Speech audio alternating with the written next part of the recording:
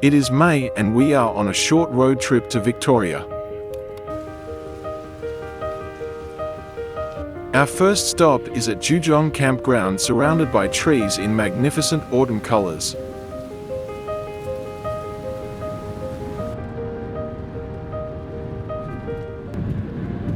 We are now driving through the rich agricultural region of the Riverina.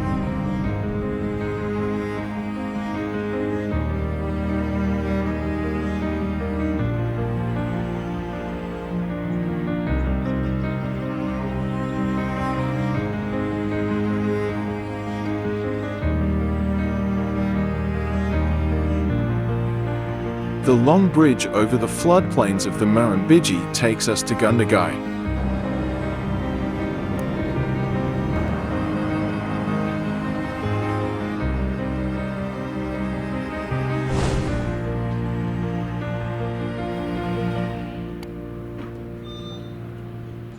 Gundagai, a former river port, derives its name from the Aboriginal language and means going upstream.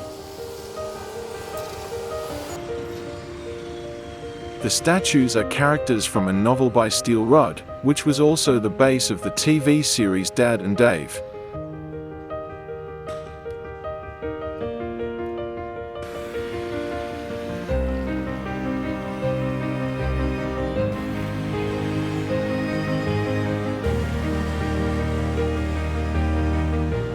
Despite being a small place, Gundagai became a representative icon of a typical Australian country town.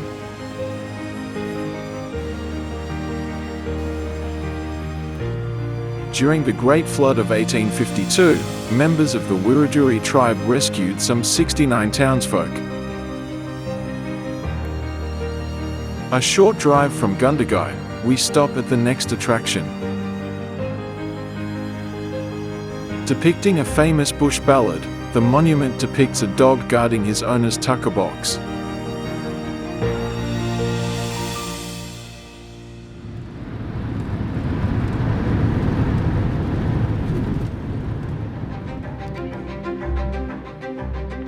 In Holbrook, nowhere near the ocean, part of the hull of HMAS Otway is on display. It is in honor of Norman Douglas Holbrook, the namesake of the town. He was a highly decorated submarine captain. In 1914, he successfully crossed a heavily mined stretch of the Dardanelles and sunk several Turkish ships.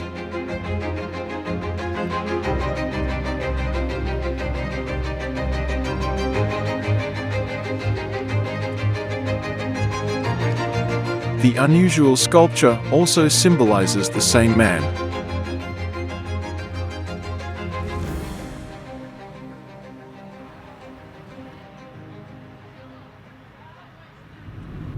We have now crossed the border to Victoria and our next destination is Culbanaban.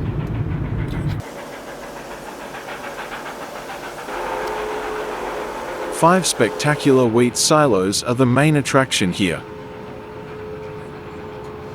Transporting wheat and fertilizer, the train was a lifeline for the place. The incredible artwork by Tim Botel tells the story of the region. A bright red fire engine even had a name, Lulu. After all the hard work, farmer families enjoy a picnic on the hill.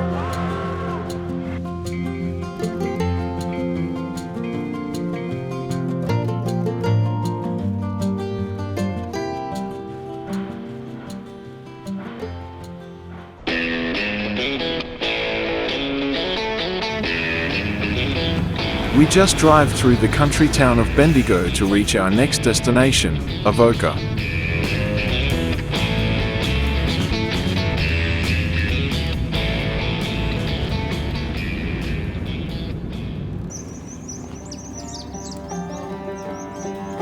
Compared to what we have seen before, the artwork here seems rather simple.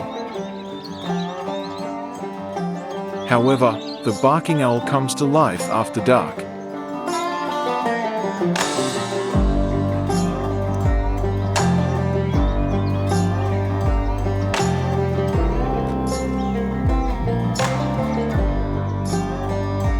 The figure of a gold digger harks back to the history of the place. This was the site of the earliest gold discovery here. We are staying for the night, and dinner is well underway. The chicken pieces turned out somewhat darker than ideal, but we'll have to do anyway.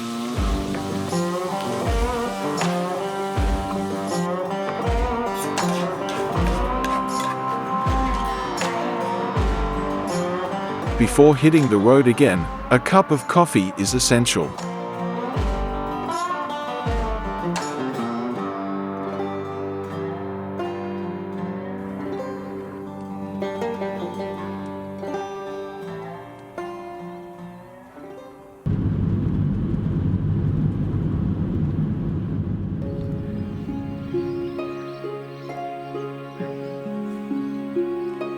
On the way to the Grampians National Park, wildlife can be observed feeding in the paddocks.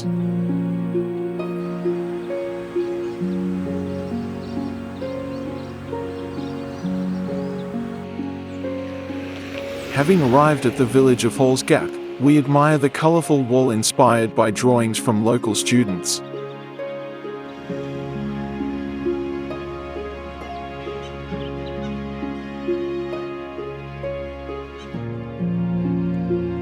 The place is somewhat more quiet than usual since it is off-season.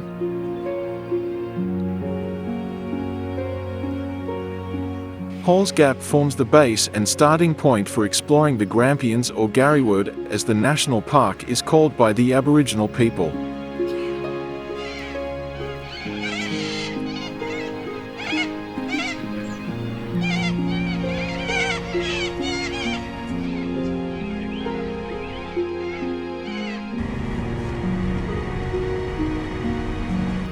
Formed about 460 million years ago, the sandstone ridges here are running from north to south.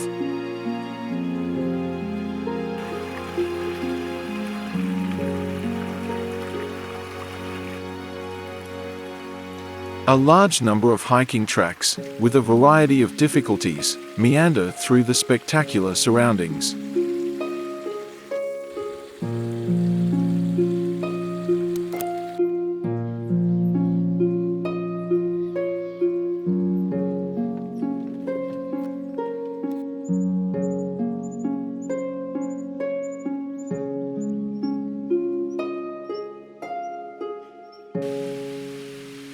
After a pleasant walk through the bush, we arrive at the small but lovely Silver Band Falls.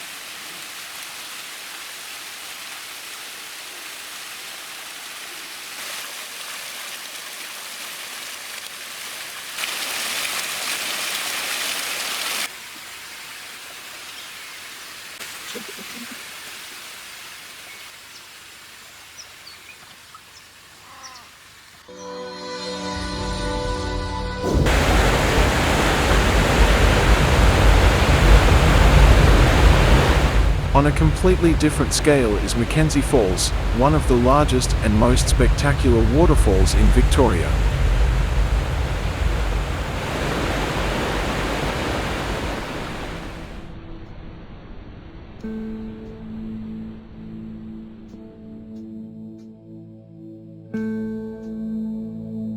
Grampians National Park is one of Australia's most recognisable places.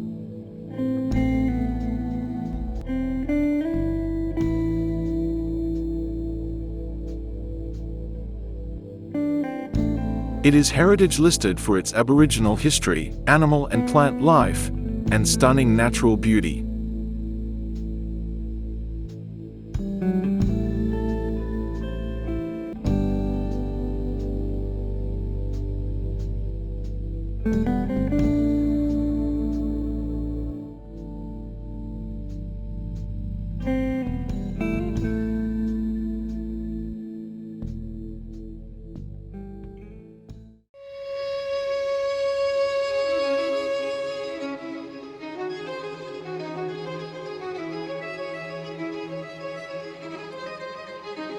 One of the most spectacular viewpoints is at the balconies.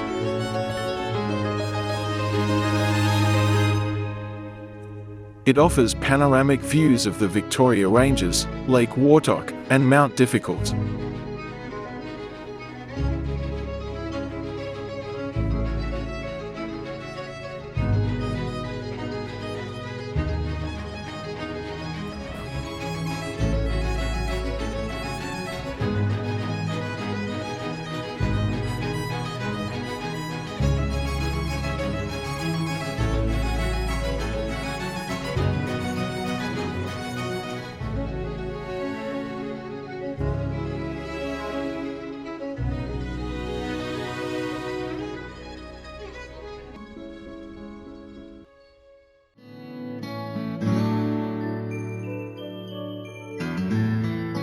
We have arrived at Sovereign Hill on the outskirts of Ballarat.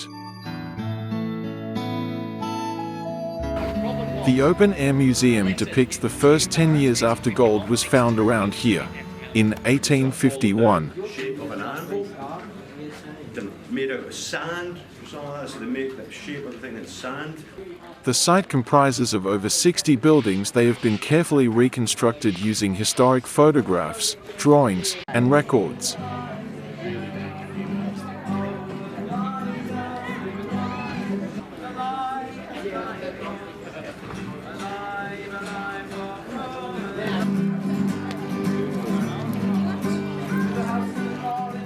Over 500,000 people from all over the world visit this place per year. A team of about 350 staff and volunteers, many in period costumes, brings the atmosphere of the place to life.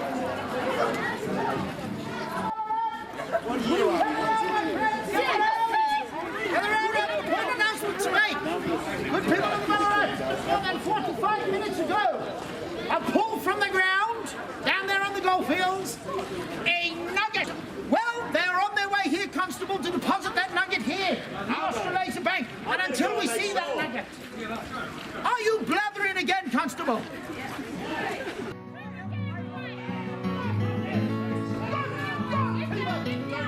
Anyone visiting here can see and feel what it was like when the discovery of the precious metal changed the world. The reenactment of the discovery of a large nugget can be enjoyed several times a day. Called Welcome Stranger, the biggest nugget found around here weighed at about 68 kilograms. Today its value would be approximately $7.9 million.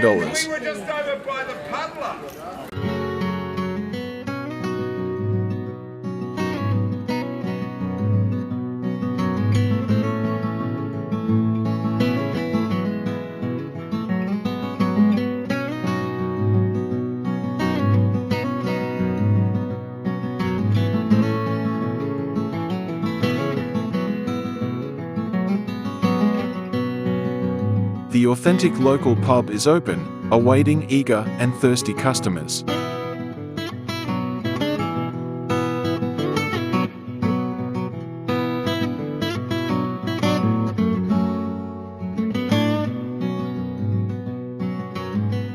well known to the person who leads our ladies group here, because her name is Lola. Now, she wasn't necessarily a very desirable character in terms of her behaviour, unlike our Miss Lola, who is absolutely perfect in every way. Is that correct, Miss Lola? Of course it is. Sing and title?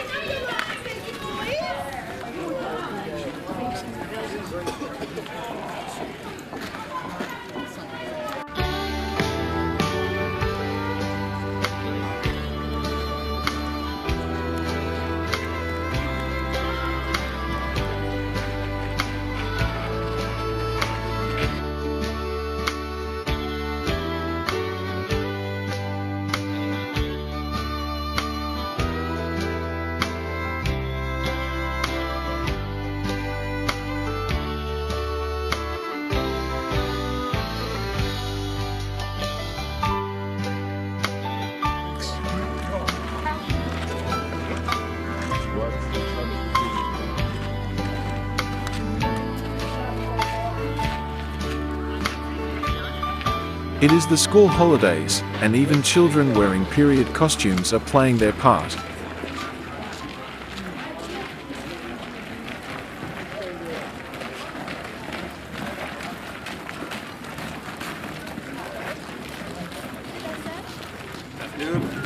afternoon, going for a picnic.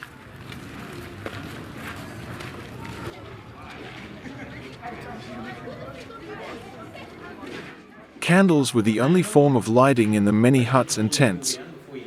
The production of the same can be observed at Hewitt's shop. Candle straight back into that. So you just slowly build it up layer upon layer, and it'll take about 50 dips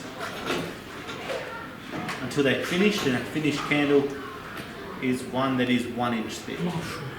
Now the idea behind that is you have it 10 inches long, build it up to 1 inch thick, and then when these candles get taken underground by the gold miners, they will last 10 hours.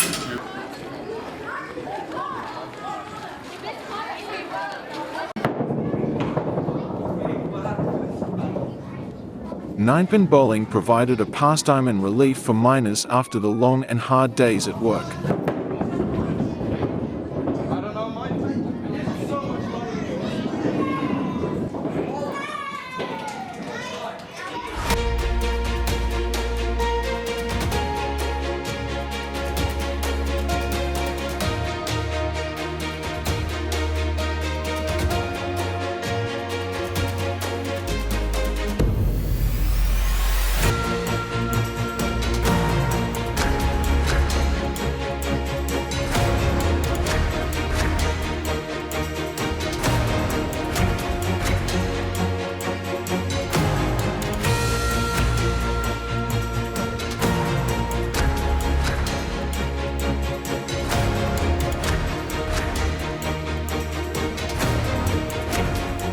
Naturally shaped nuggets make a lovely souvenir and are available at the gift shop.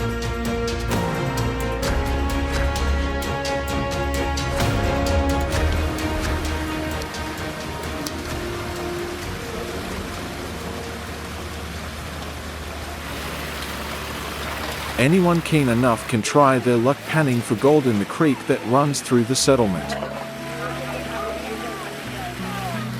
Gold has been and can still be found today.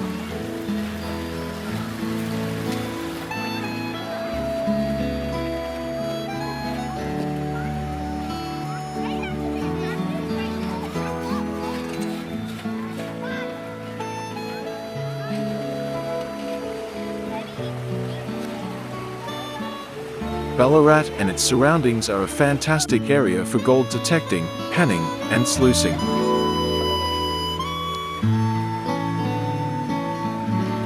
As a matter of fact, nowadays is another rush of far seekers hoping to strike it rich.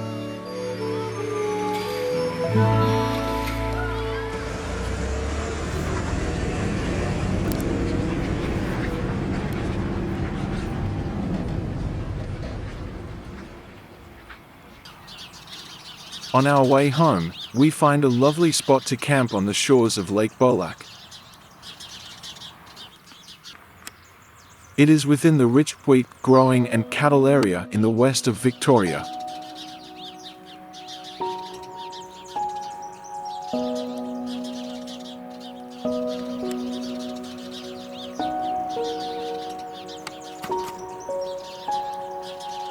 As the sun sets, we find our last campsite for this trip on its lovely shore.